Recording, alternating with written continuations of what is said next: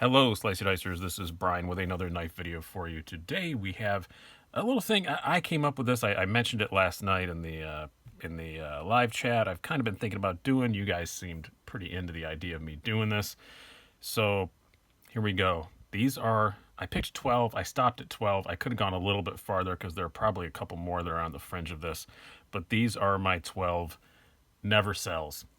These are knives that if I put one of these up for sale, call and check on my safety because it's either an extreme financial situation has happened or I've finally completely lost my marbles. I'm already 80% there, but I went the other 20% and I went crazy. So these are just knives that, for various reasons, I tried not to pick ones that were just pure emotional. I do have some other ones that are pure emotional, but honestly, they're pretty cheap, boring knives. Whenever I travel somewhere, I buy something that's local and weird. And I have a lot of those that I would never sell, but those are mostly not worth selling. They're like, 10, 4, 5, 6, 10 euro knives. When I'm overseas, I always buy whatever country I'm in, whatever their local weird traditional knife is. I like doing that. Didn't put those in here. These are all ones that are, some of them are exclusives, so they're really hard to get your hands on.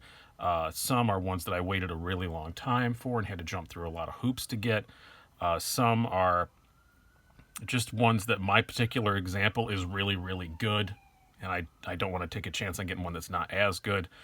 And some are ones that are hard to get, but I could replace if I had to. But I just don't want to go through the effort of. And then a couple are just ones that are full-on regular old production ones that I just don't want to be without. So I wouldn't want to sell it and go buy another one because I wouldn't want to be without it for the 3 or 4 weeks it would take me to do that. So here we go. Let's start out. These are in no particular order, by the way. A fairly recent addition to the collection, but will be no surprise to anyone because it's been in so many of my most carried videos. My ZT 0562 tie. There is just...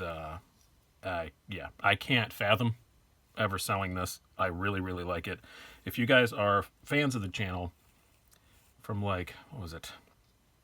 September to maybe even early, maybe even August to the end of last year, my evolvement into kind of a hinderer guy.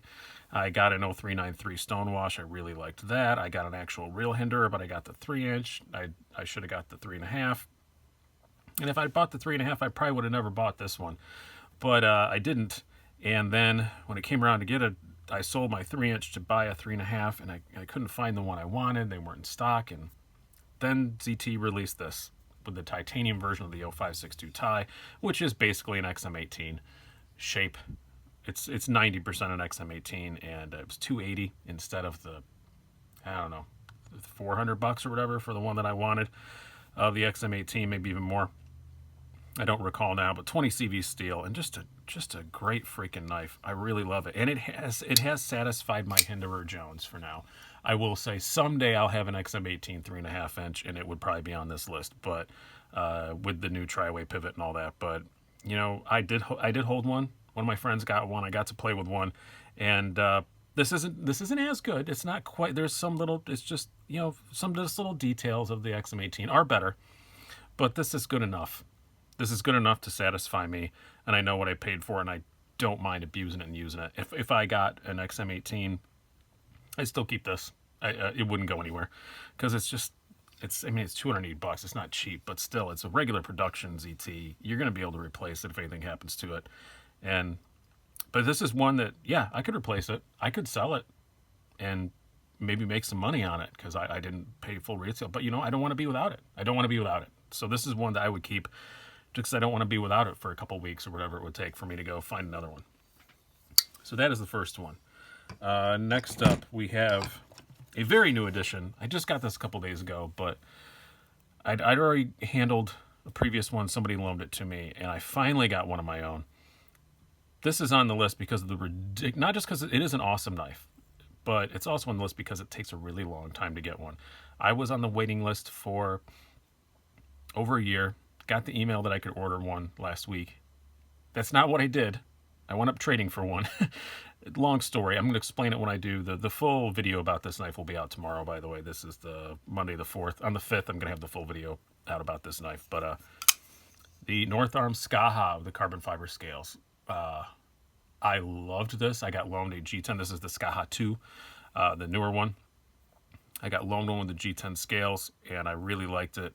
And I'd already put myself on the list just because the hype around it. I think I put myself on the list in April, and I got my email, the 21st of February, saying that I could finally order one. So, and I guess the wait list is even longer now. I guess it's like a year and a half. I have heard they are really ramping up production. They're moving to a new facility, all this stuff. After this next run is out, apparently the wait list is going to drop a lot. So hopefully that's true. We will see. Again, not a terribly expensive knife, but not crazy. I think it's about $240 after shipping and all that stuff. For this carbon fiber one, the G10 is less expensive. But we all know about the Skaha. The action on it is amazing. I love this machined blade. They left the machining marks on it. I really like it. The couple of, I guess, ergonomic things that some people don't like don't bother me a whole lot. Yes, there is a bit of a pocket pecker on it, but I will say on this particular one, which was not touched by the original owner, so it's not because he made it better. My flipper tab is not as sharp as the one on the G10 one that I got a loaner for, so I don't find it particularly offensive at all. I think some people complain about a stiff detent. I don't know what they're talking about. I've had 2 of them now, and I thought they were all perfect. Yeah, it's a stiff detent, but it doesn't take any effort on your finger to flick it, like, whatsoever. And just look at that. Oh, I have not taken this apart yet. That's the one last thing I have to do before I do the full review on it. But I have been using the hell out of it the last couple of days, and it's just been a pleasure. Ergonomics are still awesome. My finger doesn't come in contact with that flipper tab much in use, as some people have said. I have one little issue with it, but we'll talk about that in the full review. But great freaking knife, and just because they take so long to get, I know if I sold it, it'd be another year or so before I could get another one. Never going to sell this. Really, really love it.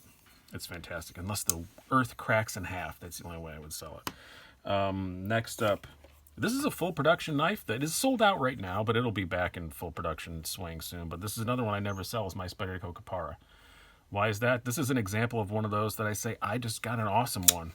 And they're not bad. I haven't heard anybody got a bad one, but a lot of people are saying, oh, mine's not totally drop shutty, which isn't surprising because from Taichung, the Taichung, Taiwan plant, from Spyderco, some of the compression locks aren't that drop shutty, but I don't think I've ever taken this apart. I think I just adjusted a little bit and dripped some oil in it, and mine is totally drop shut and just perfect. And I've bonded with it. This is a knife I carry so much like the 0562 Thai. I would not want to be without it. And I know that I got a really good example of one. So this is one I would never sell my Para, because I know if I sold it and went and bought another one, I probably wouldn't get one as perfect as this one is, because this one is just freaking perfect. And yeah, blade centering, everything is just perfect. And like I said, I've bonded with it. It's my knife. It's my knife. So I got to keep it. That is the next one. Next one is, there's a couple from this brand, I guess we can call it. This is Massdrop Keen, the Ray Laconico Keen. I think one of the best things Massdrop has ever made. Yes, Massdrop is moving into more of a production kind of thing. These are going to be available fairly regularly, as the year goes on, according to what Massdrop says. I actually did almost sell this one because I wanted the bronze finish. But you know what? It's another one. I carry it so much I've kind of bonded with it. It's got my own little snail trails on it and stuff.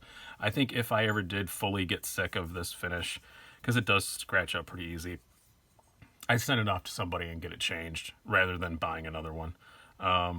Going through that whole process of selling this one and getting on the list for another one. But yeah, and it's got my own little patina on it, I guess you'd say. I don't even know how the hell that one happened. That's a weird one. But it's just such a great blade, such a great design, so comfortable. It's become a go-to. I don't think it's ever made any of my top 5 most carried of the month or anything, but I'm sure it will at some point. It's one that I do grab a whole lot. But getting another one would be just enough of a pain in the butt that I never would. Because I wouldn't want to be without one for long. I knew as soon as I'd sell it, I want to get another one. And it's a bit of a pain still to get them. Not a huge pain, but a bit of a pain. Enough that I wouldn't want to get rid of it. Next up would be The Cold Steel American Lawman. How could I ever sell this? It has its own song. It's been in videos on the channel. I never could. I don't have that many Cold Steels, but I love the ones that I have. If I only had to keep one, it would be this. It's got its own song. It's part of the channel. So this one does have a slight bit of emotional attachment is why it's on the list. But it is still a great knife. And this is an XHP. It's the only XHP Cold Steel I still own. And it's just been an awesome knife. And I've used it a lot. And like the coating's still holding up and everything. It's an old friend. And I would never get rid of it. I did have a snaggletooth pocket deployment thing on it, which worked great. God, I did record a video about that, but I don't think I ever put it out. I did put it back to normal. That's just a personal preference thing. But the snaggletooth things definitely work awesome. But just a really, really cool knife. And it's part of the family now, you know? I mean, my 8015 currently is on the never sell list because they are sold out in perpetuity, and who knows when they're going to be back. I know they're going to be back soonish, but it's a full production one. Right now, I would never sell this, but I could see a day where if they come out with a different color or something, I would sell it. This, I can't ever see a day where I would sell the American Lawman, because then I have to stop singing that song, and you guys will all be really disappointed. Next up would be my Three Rivers Manufacturing Atlas. I do always like to have a slip joint around because I do travel to Europe a fair amount, and it's nice to have a one-hand open slip joint. I spent a lot of time in Germany, and their laws are you can either be one-hand open or locking, but not both. So this is perfect for that. It's a great little knife for that. I will say, spoiler alert, the Three Rivers Manufacturing Neutron is not on this list, which you may be surprised by. Only because the Neutron is one that they keep doing new runs of, so it can be replaced. The Atlas is one that I'm not certain they're going to do as many runs of. It's a slip joint. It's not as popular, and Three Rivers is a small company.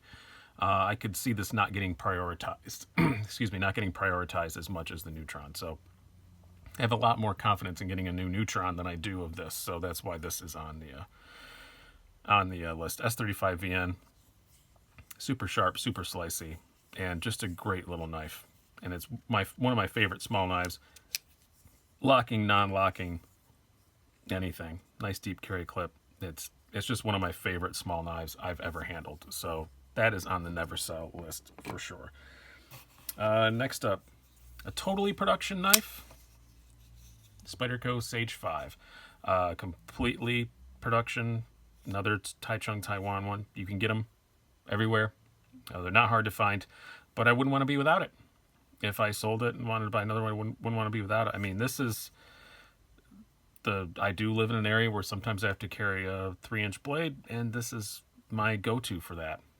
And it's just always has been. Ergonomics are awesome, super slicey. You guys convinced me to buy it, and I love it. And I just wouldn't want to be without it. So that's the only justification I have for this one. It's totally production. I could totally just get another one, but wouldn't want to be without it. Next up, this is an exclusive from KnifeWorks. This is the 940-1501. For that, you get 20 CV. And these Tron-like, lightsaber-like, whatever you want to call it, G10 handles. I have put a Benchmade bug-out deep clip on it, which I do really like a lot. It's working really well. I had an extra one around, and I was going to order another deep carry clip for it, but, you know, I kind of like this. I think I'm going to leave it. It works well. And I still, actually, you know, I do have another deep carry clip for it. I forgot. I still have one extra Benchmade painted deep carry clip, but this works good. I think I'm going to keep it like this. Lightweight. I love the 940, always have, and I think this is the best possible 940 you could buy. They are still available at knifeworks.com. I think they're $200. It's a great deal. Get them while you can.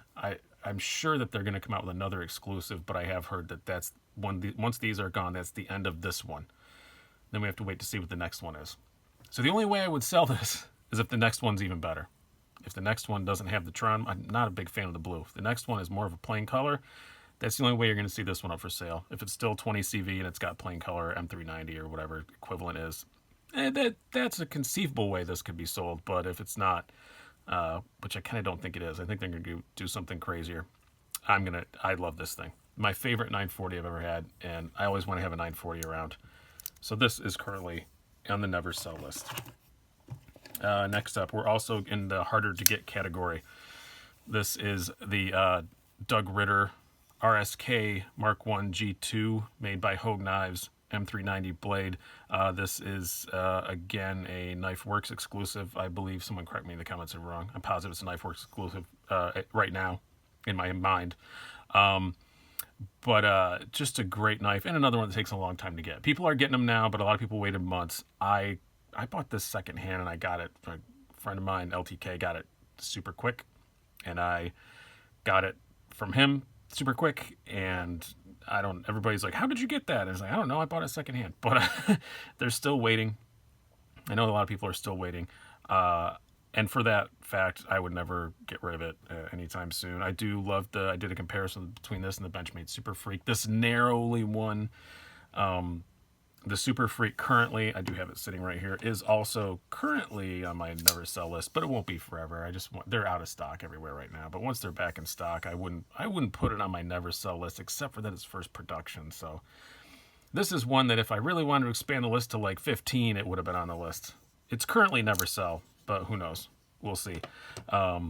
This I would never sell just because they take a long time to get in. That would be the primary reasons why.